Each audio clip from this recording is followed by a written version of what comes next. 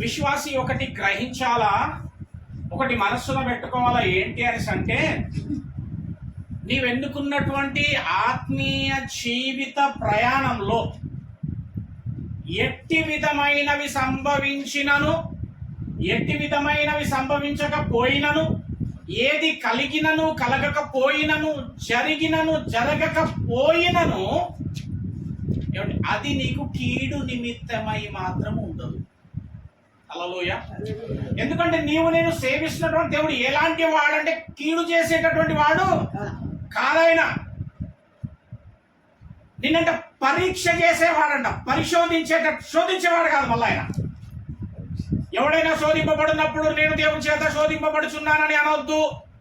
ఆయన శోధించడు, ఆయన పరీక్షిస్తుంటాడంట. హల్లెలూయా. కాబట్టి విశ్వాస జీవిత మార్గమును ఎన్నుకొని ప్రయాణిస్తున్నటువంటి ప్రతి విశ్వాసి జ్ఞాపకం పెట్టుకోవలసింది, మనస్సున పెట్టుకోవలసింది ఏంటి అంటే, నీకు ఏది సంభవించినా, ఏది సంభవించకపోయినా, జరిగినా జరగకపోయినా, అది ఉన్నది లేకున్నా కానీ నీవు మనస్సున పెట్టుకోవాలా. ఏంటి అంటే, నాకు ఇది కీడు నిమిత్తమై మాత్రము కాదు, అంతే. ఎందుకంటే నేను సేవిస్తున్న దేవుడు కీడును సైతం ఏం చేస్తున్న జీవితంలో మేలుగా చేస్తాడు. ఆయన నన్ను ప్రేమించిన వాడాయన. నేను కాదు మొదట ఆయన్ని ప్రేమించింది కదా, ఆయన నన్ను ప్రేమించిండు, ఆయన నన్ను ఎన్నుకున్నాడు, ఆయన నన్ను ఏర్పాటు చేసుకుండు, ఆయన నన్ను గమనించిండు, ఆయన నన్ను నిర్ణయించుకుండు.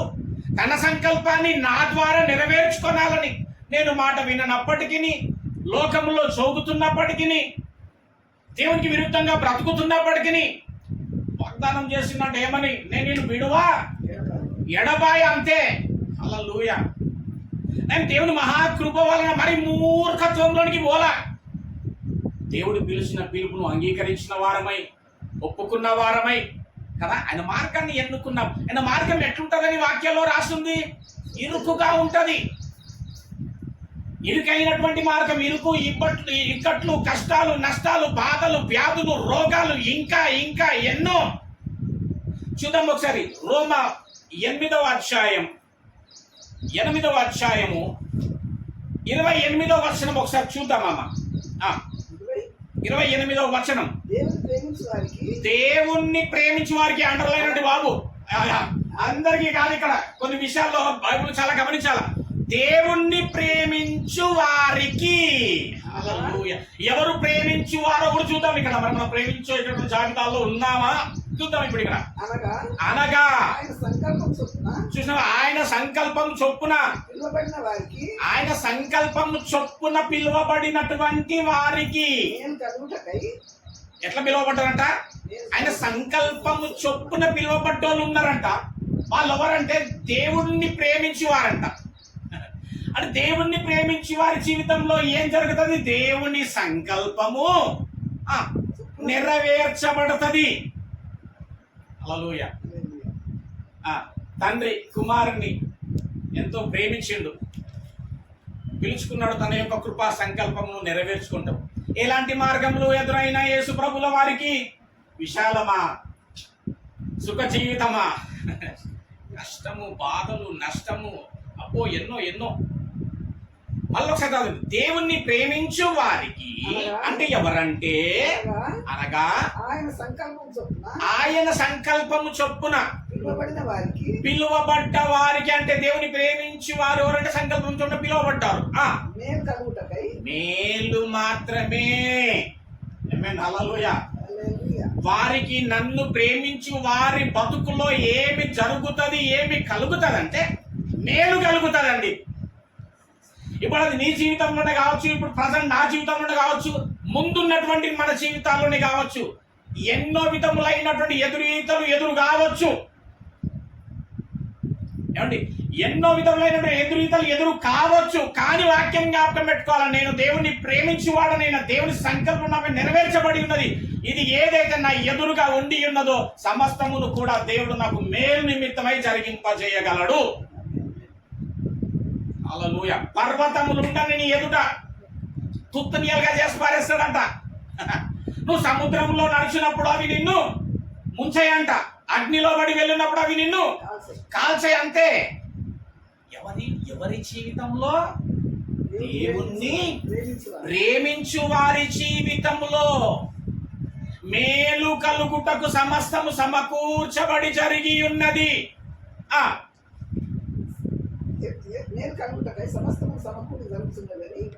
జరుగుచున్నదని మనం ఎరుగుదాం. ఈ రోజు మనం ఎరుగుదాం, మనం తెలుసుకున్నాం ఈ వాక్యాన్ని. ఎందుకంటే తన కుమారుడు అనేక సహోదరులతో ఎందుకు వారి జీవితంలో అట్లా జరుగుతుంది అంటే అనేక సహోదరులలో జ్యేష్ఠుడగునట్లు దేవుడు ఎవరిని ముందుగా ఎరిగిందంట. కొంతమంది ముందుగానే ఎరిగిందంట ఆయన. ఆ ఎరిగిన వారు ఎరగబడినటువంటి వారి జాబితాలో మనం ముందులో చూద్దాం. ముందుగా కొంతమందిని ఎరిగిందంట ఆయన. ముందుగా కొందరిని అనుందా అన్నట. ముందుగా మళ్ళీ చదవండి. సహోదరులో జ్యేష్ఠుడు ముందుగా అది ఎవరిని ముందుగా ఎరిగేనో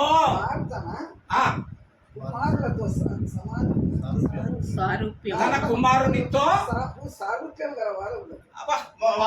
ముందుగా ఎవరినైతే ఎరిగిండో వారంట తన కుమారుని అంటే క్రీస్తుతో స్వారూప్యము కలవారు కాడానికి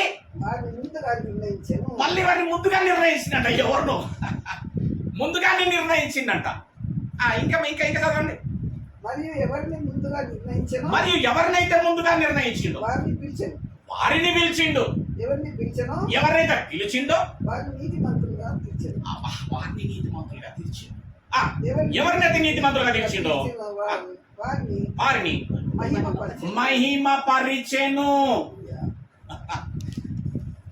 ఇక్కడ కొందరిని ముందుగా అని రాసి ఉన్నందున దేవుడేదో పక్షపాతి ధోరణి చూపిస్తున్నాడు అనేటటువంటి భావంలో వెళ్ళొద్దు. అక్కడ పౌలు గారి ఉద్దేశం ఏంటి అనేసి అంటే క్రీస్తు దేవుని కుమారుడని విశ్వసించి ఆయన శిలువ మరణ పునరుత్థానమును ఎవరైతే ముందుగా విశ్వసించి అవును క్రీస్తు దేవుని కుమారుడు ఈయననే మార్గము సత్యము మార్గము జీవమై ఉన్నాడు పాప విమోచకుడై ఉన్నాడు నమ్మిన వారి ఎడల గనుక నేను నమ్ముచున్నాను నేను విశ్వసిస్తున్నానని ఎవరైతే ప్రభువు నందు ఆ నమ్మిక విశ్వాసంతో వచ్చినారో వాళ్ళు వారన్నమాట. ముందుగా ఎన్నుకున్నవారు, ముందుగా ఏర్పరచబడ్డవారు. ముందుగా అని రాసింది కదా. ఆ ముందుగా ఏర్పరచబడిన వారు దేవుడు నిర్ణయించిన వారు ఎవరు అనేసి అంటే క్రీస్తును తన యొక్క శిలువ మరణ పునరుత్థానమును నమ్మి విశ్వసించి క్రీస్తు మార్గంలోనికి వచ్చిన వారు వారి జీవితంలో 28వ వచనం ఇప్పుడు చదవండి. మళ్ళీ ఒకసారి 28వ వచనం. ఎవరండి ఇప్పుడు దేవుని ప్రేమించేవారు? ఎవరండి? క్రీస్తును నమ్మి అంగీకరించి విశ్వసించి నిలబడినటువంటి వారు. అనగా ఆయన సంకల్పం ఉంటది ఎవరిపైన? ముందుగా ఎన్నుకున్నాడు, ముందుగా నిర్ణయించి ఏర్పరచుకున్నట్టు మనల్ని మన పైన సంకల్పం ఉంటది. పిలువబడ్డం మనం మేలు కలుగుటకై. వీళ్ళకి ఏం జరుగుతుంది అంటే సమస్తం కూడా ప్రతిదీ మేలే కలుగుతుంది. మనకు అనిపిస్తుంటది ముందట కీడుగా అనిపిస్తుంటది. అమ్మ అయిపోయిందిరా నా జీవితం అనిపిస్తుంటది. ఇక లేవనేమో అనిపిస్తుంటది. ఇక బ్రతకనేమో అనిపిస్తుంటది. ఇక ముందుకు వెళ్ళనేమో అనిపిస్తూ ఉంటది. లేలే నువ్వు దేవుని ప్రేమించిన ఉన్నావు కదా, దేవుని ప్రేమించిన వాళ్ళ జాబితాలో ఉన్నావు కదా, నీకు సమస్తము మేలు కలుగుటకే జరుగుతుంది అంతే. ఏముందండి బాబు వాడి విషయంలో నేను కూడా చాలా చాలా బాధపడ్డా. ఎందుకంటే నాకు ఇంత క్లోజ్ ఎవరు లేరు. ఇక నాకు ఇంత క్లోజ్ ఎవరు లేరు. ఇక వస్తే లడ్డు గారు చెర్రి ఇక మళ్ళీ ఎవరు లేరు. ఇక చాలా బాధ అనిపించింది. కానీ ఆ ధైర్యము ఆ స్థిరంగా నిలబడ్డ మా దృఢత్వం దేవుడు చాలా చాలా ఇచ్చినాడు. అందు నిమిత్తం నేను చాలా సంతోషపడ్డా. వాడిని చూస్తే నేను ధైర్యపడ్డా. ఏమైతే కానీ గట్టిగా ఉన్నాడు, చాలు గట్టిగానైతే ఉన్నాడు. ఒక మనిషి స్ట్రాంగ్ ఉన్నాడు అంటే ఏదో ఒక నమ్మకం, ఏదో ఒక విశ్వాసం ఉంది వాడి లోపల, ఏదో ఒక ధైర్యం ఉంది. ఎవరిస్తారని నమ్మకాలు, ధైర్యాలు, విశ్వాసం ఎవరి వల్ల కలుగుతుందండి? అంతే. వినుట వలన, అంతే. అది దేని వలన? ఏం వినుట వలన? లోకపు ముచ్చట్లు కాదు కదా, టీవీలో వచ్చేటటువంటి వాటి విషయం కాదు, ఇరుగు పొరుగు వాళ్ళ మాటలు కాదు, క్రీస్తును కూర్చిన మాటల వలన. ఏం విన్నాడో, ఏ వాక్యం జ్ఞాపకం వచ్చిందో, ఎప్పుడు ఏ ప్రసంగంలో ఏ ముక్క గుర్తొచ్చిందో, ఎవరి జీవితాలను మాదిరిగా తీసుకున్నాడో. అలా చాలా మంది క్రైస్తవ్యంలో కదా మన ముందు సంఘములో కావచ్చు, సమాజంలో కావచ్చు, మరణ పడకలో సైతం లేవనెత్తబడిన వాళ్ళు లేరా? ఏది జ్ఞాపకం వచ్చింది అంటే నీ ఎదుట ఒక వ్యక్తి మరణ పడకలో నుంచి లేపబడేటటువంటి స్థితి వచ్చిందంటే అది నీకోసమే, నిన్ను బలపరచకే, తన పిల్లలని అట్లా వాడుకుంటూ మేలు కొరకే. అర్థమవుతుందో లేదో? నిన్ను బలపరచుటకు తన కుమారుని వాడుకుంటాడు. ఒకసారి చూడండి, యోహాను సువార్త 11వ అధ్యాయం 1వ వచనం నుంచి. సో కాబట్టి వారు నీతిమంతులుగా తీర్చబడతారంటానండి. సరే, ఇప్పటి వరకు మనం చదువుకున్నటువంటి వాక్య ప్రకారంగా వారు నీతిమంతులుగా తీర్చబడతారు. వారిని దేవుడు మహిమపరుస్తాడు. ఇప్పుడు ఇది చదవండి. యోహాను 11వ అధ్యాయం. మరియు ఆమె సహోదరి అయిన మార్తా అను వారి గ్రామమైన బెతనియాలోనున్న లాజరును అను ఒకడు రోగి. లాజరు అను ఒకడు రోగి ఆయను.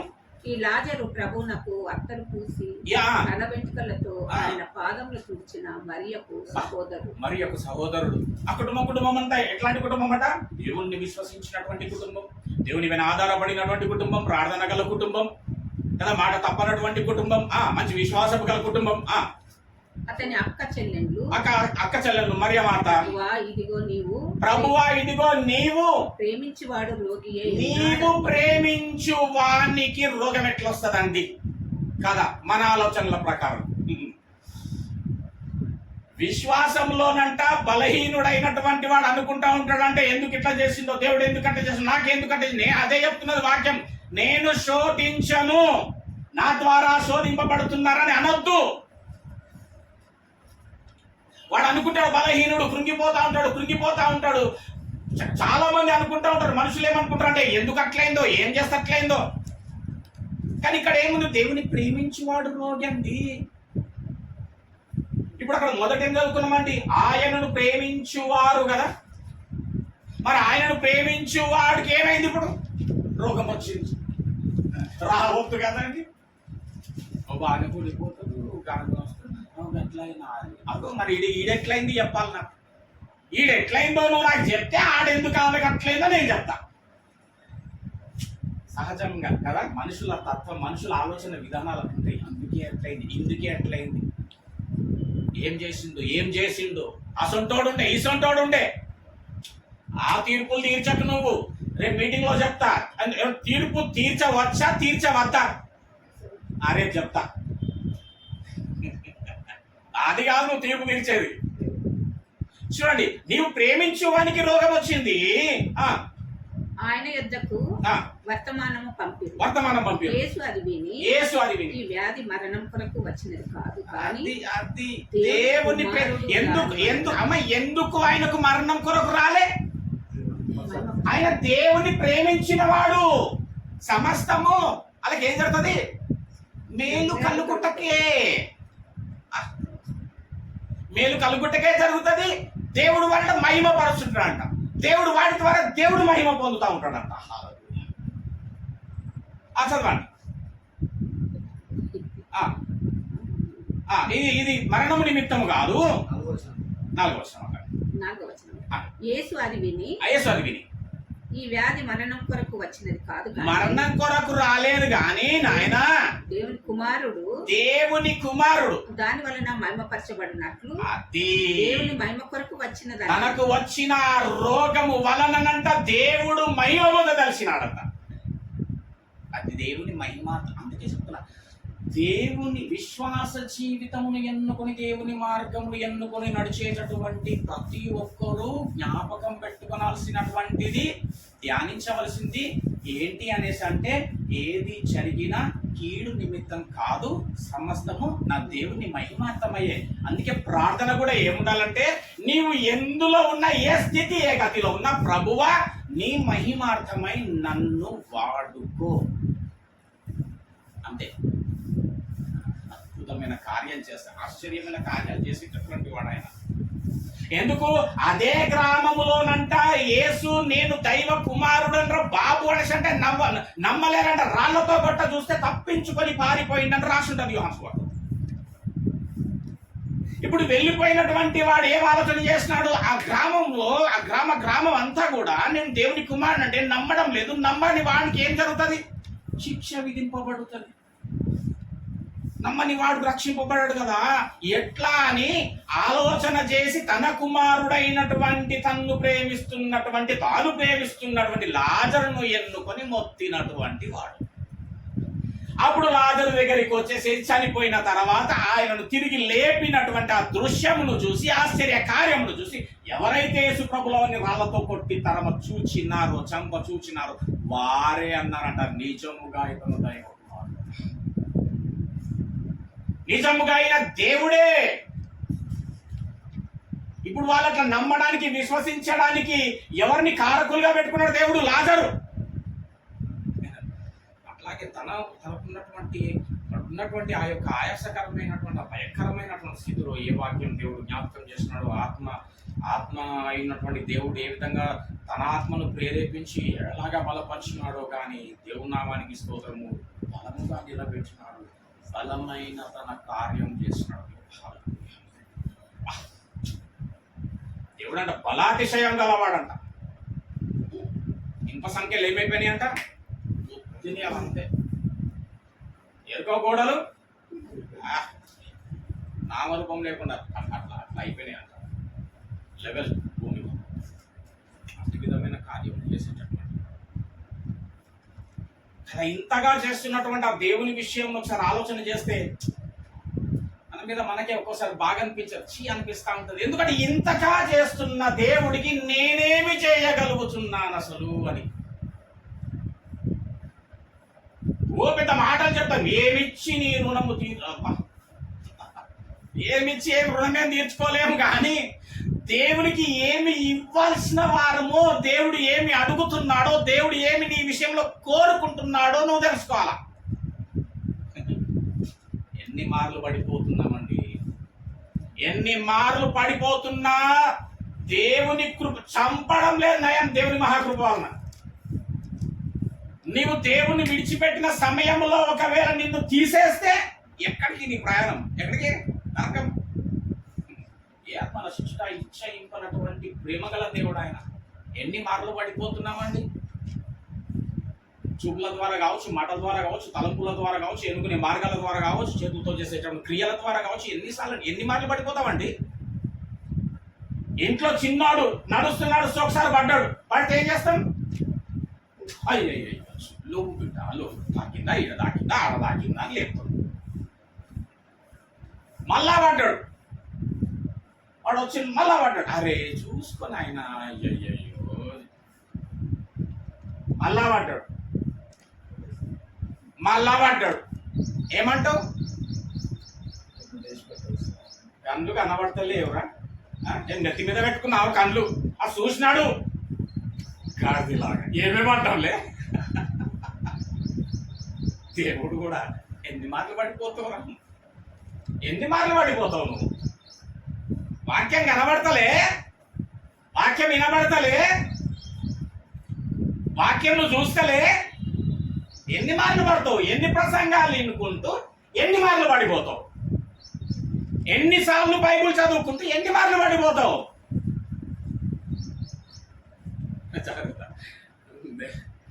దేవుడు కూడా అట్లాగే ఎన్ని మార్లండి లేపడం, ఎన్ని మార్లండి, ఎంతమంది అండి నాశనములో చెబుతూ హఠాత్తుగా మరణిస్తున్న వారు కళ్ళ ముందు ఎంతమంది పోవట్లేదండి.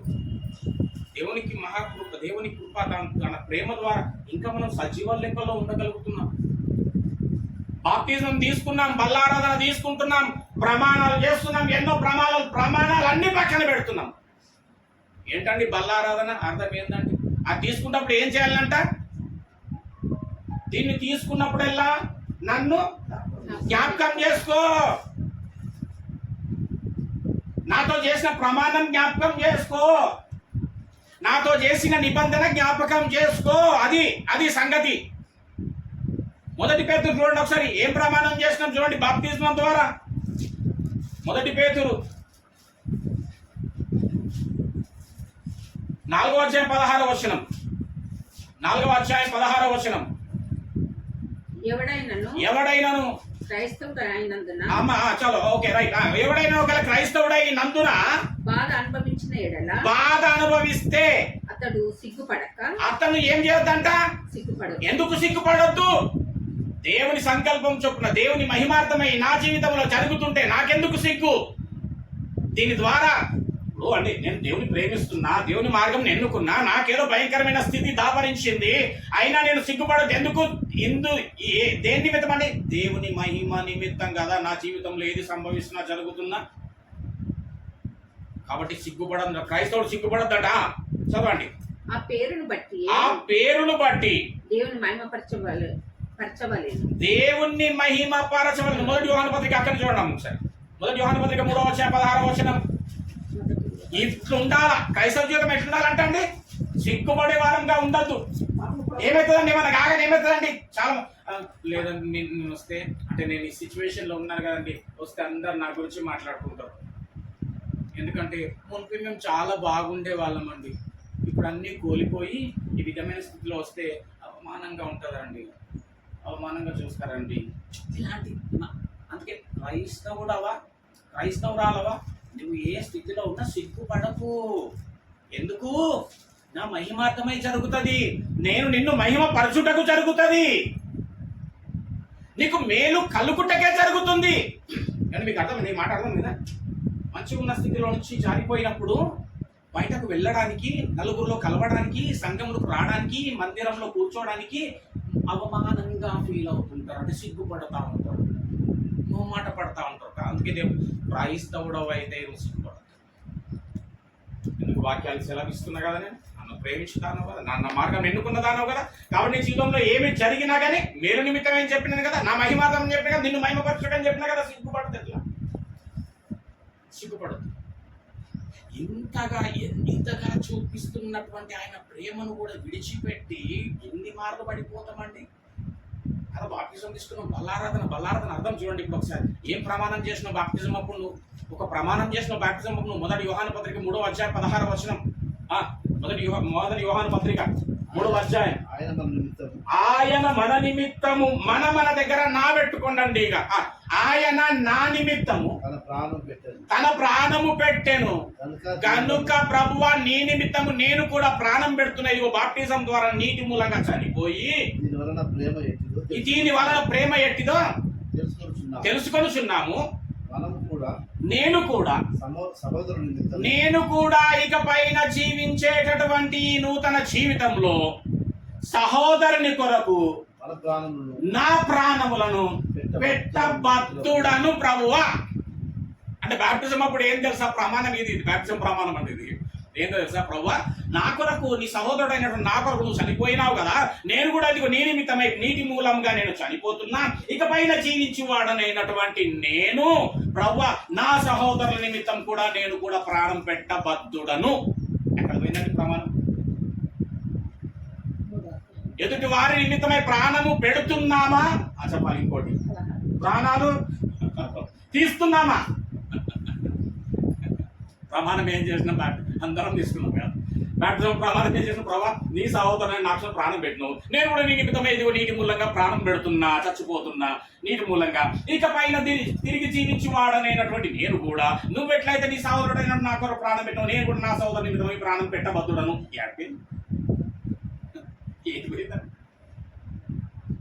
నిజంగా ఈ ప్రమాణం గుర్తు చేసుకొని ఉంటే ఎట్లుండాలి తెలుసా? నువ్వు ఎట్లున్నావో నీ ఎదుటి వారు అట్లుండాలని ఆశించేటటువంటి వాడవుగా ఉండాలి, ప్రార్థించేటటువంటి వాడవుగా ఉండాలా. హల్లెలూయా. చూడండి, అయినప్పటికీ అనేక మార్లు తప్పిపోతా ఉన్నా. ఏమి చేసి ఏమిచ్చి దేవుని రుణం అనుకుంటుంటాం కానీ అడుగుతున్నాడు కూడా ఆయన అడిగినాడు. ఏమి ఇవ్వాలంటే ప్రతి క్రైస్తవుడు దేవుడి ప్రతి తన యొక్క బిడ్డ అంటే ఏం కోరుకుంటున్నా అంటే బలి కోరుకుంటుండు. బలి కోరుతున్నాడు. కీర్తన 57 వచ్చాడు, బలిని కోరుతున్నాడు. ఆ బలి ఇయ్యాల. ఈరోజు కన్ననే కావచ్చు, ఈ కుడికి వచ్చినటువంటి మనమే కావచ్చు, నేనే కావచ్చు, మన అందరి జీవితాల్లో, ఈ వాక్యం వింటున్న ప్రతి ఒక్కరి జీవితాల్లో దేవుడు కోరుతుంది ఏంటంటే బలి. అంటాం కదా, ఏమిచ్చి ప్రభువా నేను రుణం తీర్చుకోవాలి, ఇది ఇప్పుడు ఈ బలి కావాలి దేవుడికి. ఏందా బలి?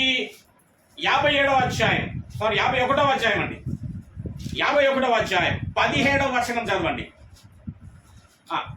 విరిగిన మనసే, అది విరిగిన మనసే దేవునికి ఇష్టమైన బలులు. అంటే ఇప్పుడు బలి కోరుతున్నట్టనే లేదా అండి నీ జీవితంలో? ఏ బలి కోరుతుందని ఏం కావాలంట? నీ బలి ఏంటది? విరిగిన మనస్సు దేవుడికి విరిగిన మనస్సు అంటే ఎక్కడికి విరిగిపోతుంది? ఈ కీర్తన దావీదు గారు ఎప్పుడు రాస్తున్నారంటే మీద చిన్న అక్షరాలతో ఉంటుంది, కనబడితే చదవండి ఒకసారి. దావీదు బెత్షెబయందు అప్పుడు అంటే ఆయన మనసు ఇరిగింది, నలిగిపోతుంది మనసు. ఏం చేసింది ఆయన? పాపం అప్పుడు రాస్తుంది కీర్తన. ఈ విషయంలో నాతాను పంపించిండు, నాతాను వచ్చిండు, గద్దించిండు. నాతాను గద్దిస్తే రాజు అయినటువంటి దావీదు గారు ఏం చేసిండు? గద్దింపుకు లోబడి. వీరుడండి దావీదు, వీరుడు. కత్తి పడితే యుద్ధంలో 10,000 తలకాయలు ఎగరాలి అంతే. 10,000 10 తలకాయలు కాదు. ఏమి హీరోలు అంటే బాబు, వీళ్ళపైన దిగాలి సినిమాలు, రియాలిటీ పిక్చర్స్. దావీదంట కత్తి బట్టి యుద్ధ రంగంలో దిగితే 10,000 తలకాయలు అట్లా ఎగిరిపోవాలంతే. అట్లాంటి వాడు ఒక ప్రవక్త వచ్చి గద్దిస్తే ఆ గద్దింపుకి ఏం చేసినట్ట? గడ గడ గడ గడ ఉండిపోయాడు. ఉంటారు మనకు ఆ భయం? తప్పు చేస్తున్నామని చెప్పి తింటామా? వాక్యం ఉంటుంది, నాలో ఏ దోషము కానరాదని చెప్తారంట వాక్యం. నాలో ఏ దోషం అట్లాంటిది ఏం లేదు, నేను పర్ఫెక్ట్. నువ్వే ఏం మాట్లాడుతున్నావు? నన్ను అంటున్నావు, నువ్వు చూసుకోపో. లోబడిండు. అదేంటంటే వినయము గల మనస్సు, దీనం గల మనస్సు. దాని ద్వారా దావీదు గారు విరిగిపోయినని, నలిగిపోయినాడు. ఆయన పశ్చాత్తాపడి ఏడ్చినాడు. ఆయన ఏడిస్తేనంట, వాక్యం అంతా కరెక్టే ఉంటుంది కదా, చెప్పినట్టుగానే ఉంటుంది వాక్యం. ఆయన ఏడిస్తే పరుపు నీ కన్నీళ్ళలో తేలిందంట. ఏం ఏడుపు, ఏం పశ్చాత్తాపం, ఏం దుఃఖం అది? దైవ చిత్తానుసారమైన దుఃఖం. అది ఏం చేస్తుందంట? మారు మనస్సును కలుగజేస్తుంది. లోకానుసారమైన దుఃఖం ఏం చేస్తుంది తెలుసా? మరణాన్ని కలుగజేస్తుంది. ఏం దుఃఖాలు ఉంటాయి మనకందరికి? లోక సంబంధమైన దుఃఖాలే. ఇది వదలేదు, అదైతే లేదు, ఇది ఏం చేయాలనో ఏమో, రేపు ఎట్లా చేయాలనో, ఏమి తిందుమా చెప్పాలి, ఏం తాగుమా, ఏం ధరించుకుందుమా. చేసిన తప్పు పాపాలను ఎప్పుడు కూడా మనం మన్నన చేసుకోం. దావీదండి నలిగిపోయిండు, పశ్చాత్తాపడ్డాడు, దేవుని దగ్గర మొరపెట్టిండు, ఏడ్చి ఏడ్చి ఏడ్చి ఏడ్చి చేసిన పాపాన్ని విడిచిపెట్టేసిండు. విడిచిపెట్టిండంటే మళ్ళా పాపం చేయలే దావీదు, మళ్ళా చేయలే. ఏం దావీదండి బాబు! ఎప్పుడైతే నీవు దేవుని ఎదుట చేసిన పాపం ఉంటుందో, ఆ పాపమును బట్టి నీవు పశ్చాత్తాపడి నొచ్చుకుంటావు చూడు, అది విరిగి నలిగిన మనసు.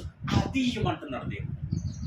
అది ఇవ్వాల దేవుడు. అది దేవుడికి ఇష్టమైనటువంటి బలి.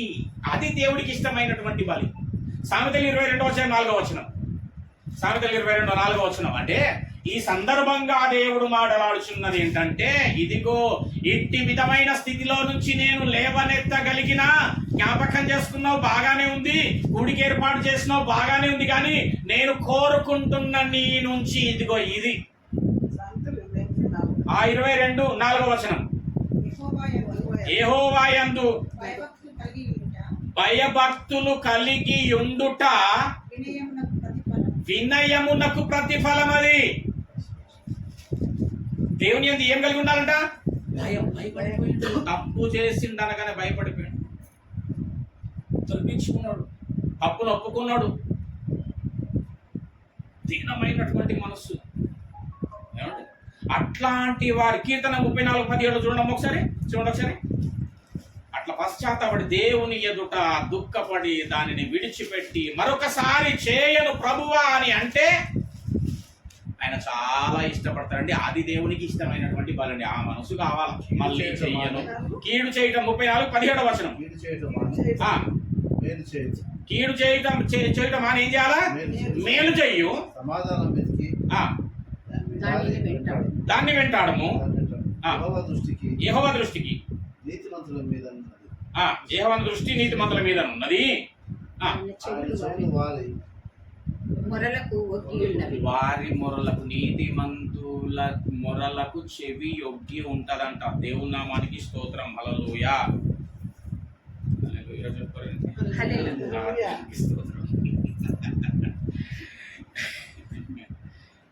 అట్లాంటి బ్రతుకు, అట్లాంటి జీవితము జీవించగలవారమై ఉండాల. దేవుని నామానికి స్తోత్రం. ఏమండి, నువ్వు చేస్తున్నటువంటి నీచమైనటువంటి పనులకు నీ మనసు నొచ్చుకోవాలి, బాధ అనిపించాలి. మళ్ళా చెయ్యను ప్రభువా అని దేవుని ఎదుట విడిచిపెట్టేటటువంటి వారంగా ఉండాలి. ఆ మనస్సు దేవుడికి ఇష్టమైనటువంటి బలి. దేవుడు కోరుకుంటున్నది అట్టి విధమైనటువంటి మనస్సు. రెండవది ఏందో తెలుసా? రోమ 12:1 ప్రకారంగా నీ శరీరమును సజీవ యాగముగా దేవునికి, అంటే నీ శరీరములో ఉన్న ప్రతి అవయవమును దేవునికి సజీవ యాగంగా సమర్పించేయాల. ఇది దేవునికి ఇష్టం. ఎప్పుడు? బ్రతికి ఉండగానే సజీవ యాగంగా నీ దేహంలో ఉన్నటువంటి ప్రతి అవయవములను దేవునికి సమర్పించేసేయాల. అవి ప్రతి అవయవ భాగంలో దేవుని కొరకై వెళ్ళేటటువంటి ప్రయాణంలో శ్రమ పడగలగాల.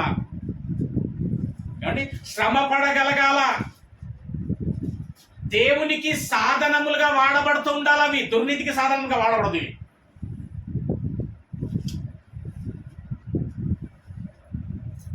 ఏమండి, ఈ యోసేపు గారు ఉన్నారు కదా, యోసేపు గారిని పోతీఫరు భార్య కదా పాపం చెయ్యమని బలవంతం చేసిందంట. రాణి పాపం చెయ్యమని బలవంతం చేస్తే ఏం చేసిండు అక్కడ? యోసేపు గారు విడిపించుకొని పారిపోయినాడు పాపం దగ్గర నుంచి. ఎందుకు పాపం చెయ్యకుండా, అవకాశం వచ్చినా కానీ పాపం చెయ్యకుండా ఎందుకు పారిపోగలిగినాడో తెలుసా? ఆల్రెడీ యోసేపు గారు తన శరీరంను బ్రతికి ఉండగానే దేవునికి సజీవ యాగం ఇచ్చేసాడు. ఈ శరీరం నాది. అంటే ఎవరైతే తన శరీరము సజీవ యాగంగా దేవునికి అప్పగించుకుంటారో వారు పాపము చేస్తున్నాడు అనేసి అంటే తన శరీరాన్ని దుర్నీతికి సాధనములుగా ఇస్తున్నాడు, దుర్నీతికి సాధనములుగా వాడబడుతున్నాడు అని అర్థం. హల్లెలూయా. దేవుడిచ్చిన ఈ కృప కదా, ఇప్పుడు కన్నా కూడా ఏంది? దేవుడిచ్చిన కృప. నాకేంది? దేవుడిచ్చిన కృప. ప్రతి ఒక్కరి జీవితంలో ఎన్నెన్నో లోపాలు ఉంటాయి, అయినా బ్రతికి ఉన్నాం, అయినా సజీవ లెక్కల్లో ఉన్నాం.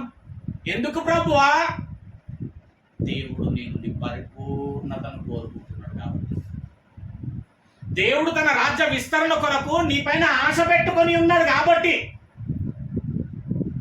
అట్టి కృపను పొందుకున్న మనం చక్కటి ప్రార్థన పరులముగా ముందు కొనసాగుతున్నారు. చాలా మందికి ప్రార్థన ప్రస్తుతం వస్తలేదు.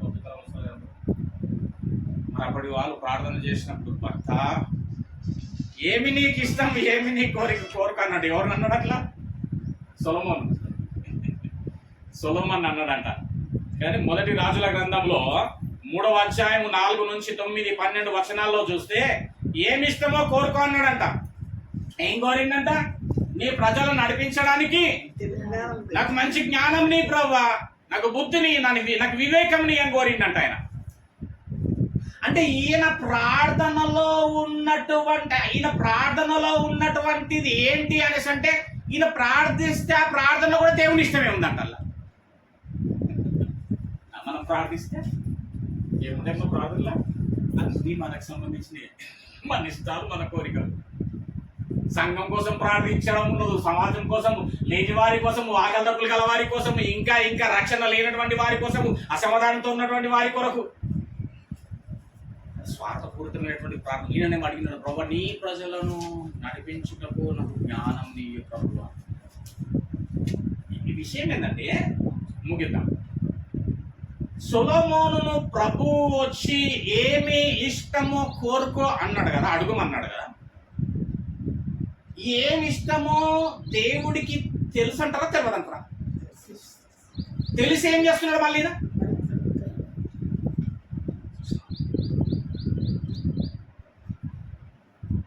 అడగక ముందు ఎట్లా తెలుస్తుందండి? మత్తయి సువార్త 6:8.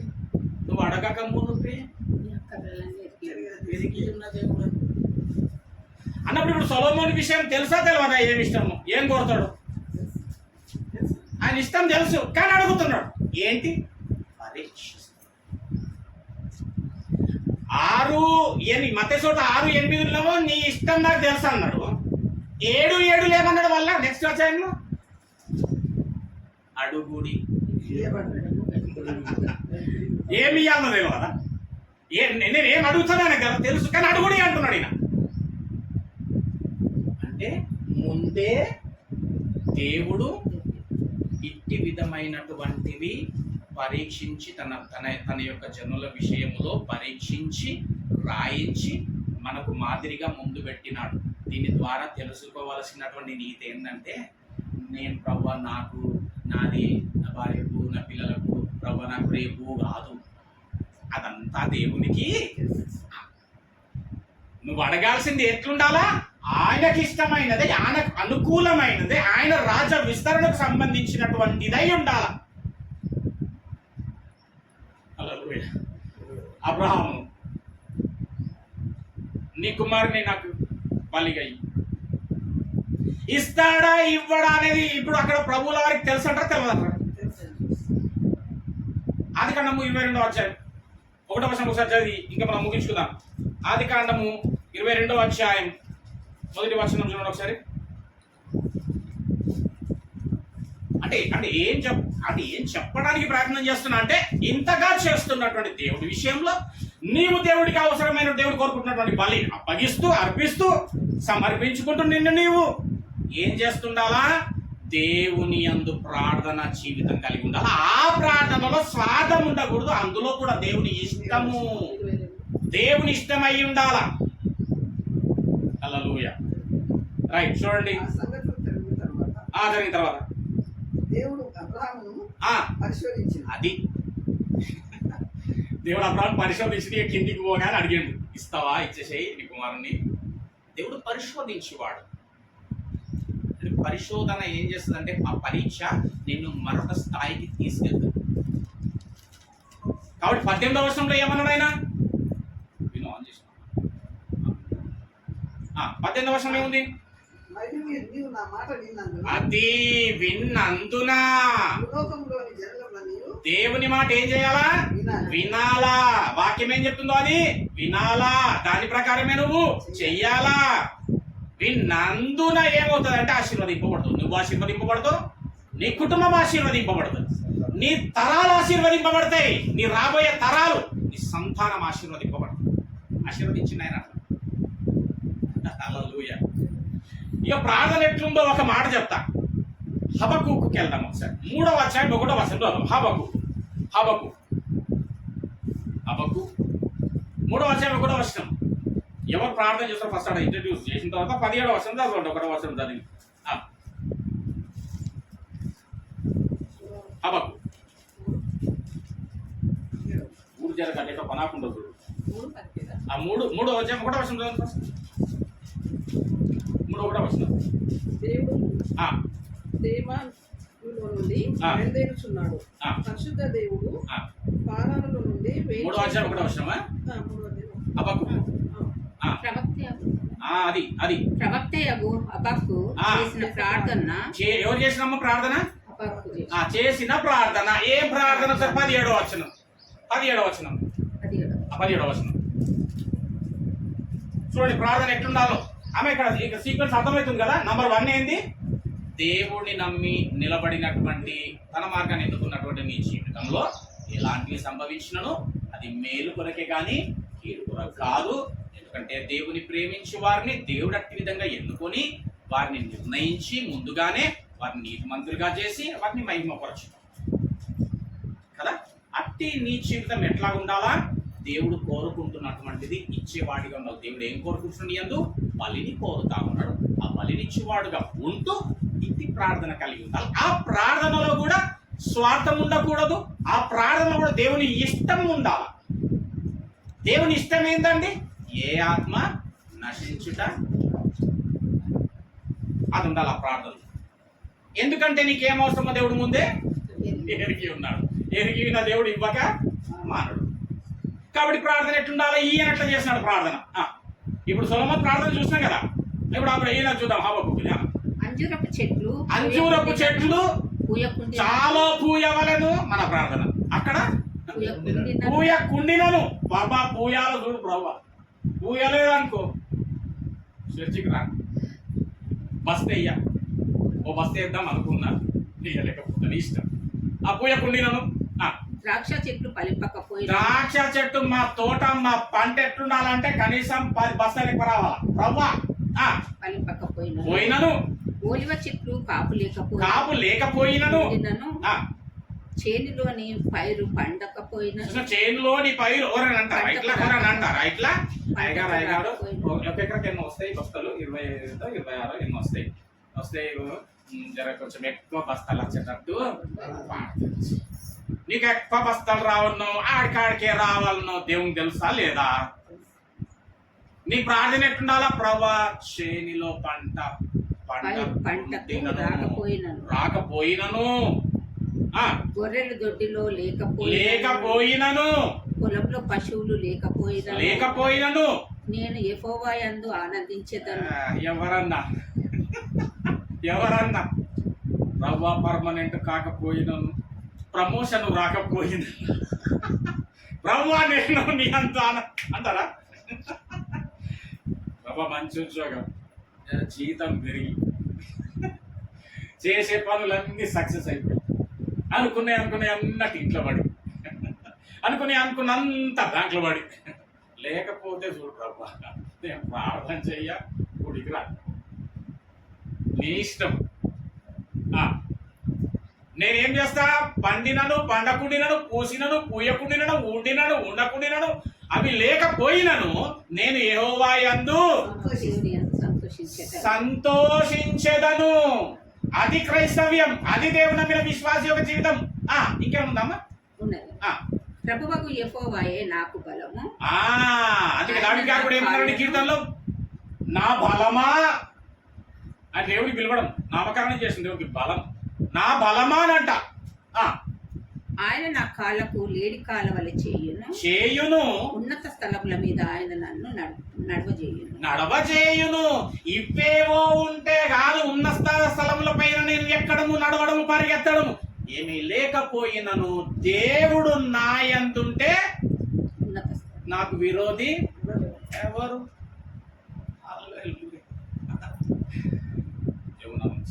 రోజు ఈ కుటుంబంలో జరిగినటువంటి ఇట్టి దేవుని ఆశ్చర్యమైన గొప్ప కృపగల కార్యమును బట్టి తెలుసుకుంటున్నాను. దేవుడు తెలియజేస్తున్నాను అందరికీ కూడా ఏంటంటే, ఇదిగో ఇట్టి వాడను నేను, అట్టి కార్యము చేయువాడను, ఎందు నిమిత్తమై నీకు బలానది సంభవించకపోయిండొచ్చు. ఏది జరిగినను అదిగో హబక్కూకులాగా ప్రార్థన నాయందు సంతోషించుడి, మరలా చెప్పుచున్నాను ఆనందించు నాయందు. దేవుని యందు ఆనందించేటటువంటి వారంగా ఉంటాం, కానీ అన్ని కలిగితే కలిగిన వాటి యందు ఆనందిస్తుంటాం. కారు కొన్నాను, భూమి కొన్నాను, వాకిలు కొన్నాను, ఇల్లు కట్టినాను, వాటి ఎంత ఆనందం. దేవుని ఎంత ఆనందం కావాలంటున్నాడు ఆయన. నాయన పనండి పడండి. సీక్రెట్ ఏంటంటే ఆయన మన యందు ఉంటే అన్నీ మనతోనే సమాధానం, మనతోనే శాంతి, మనతోనే సమృద్ధి మనతోనే. దేవుని నామానికి స్తోత్రం. కాబట్టి ఈ విషయంలో 2-3 సార్లు కూడా డిస్కస్ చేసిన ఇట్లా పెట్టుకుందాం అనుకున్నాం, కానీ ఇట్లా అయింది సరే. ఏది ఏమైనప్పటికీ దేవునికి కృతజ్ఞతగా వీటి కోడికను దేవుడికి సమర్పించడానికి దేవుడు ఈ కుటుంబానికి ఇచ్చినటువంటి గొప్ప ఆధిక్యతను బట్టి నేను దేవుడికి మరి ఒకసారి వందనాలు చెల్లిస్తా ఉంటున్నా.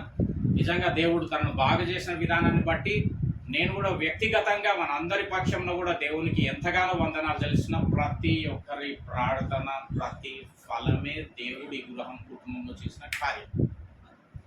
ఇట్టి కార్యము ఈ జీవితంలో కూడా చేయగలడు, నా జీవితంలో కూడా చేయగలడు, మన కుటుంబాల్లో కూడా చేయగల సమర్థుడు, నమ్మదగ్గ దేవుడు ఆయన. ఇది కొద్ది వాక్యం దేవుడు మనాత్మని మేలుమితమై దీవించి ఆశీర్వదించును గాక. ఆమేన్. ప్రార్థన చేస్తాను.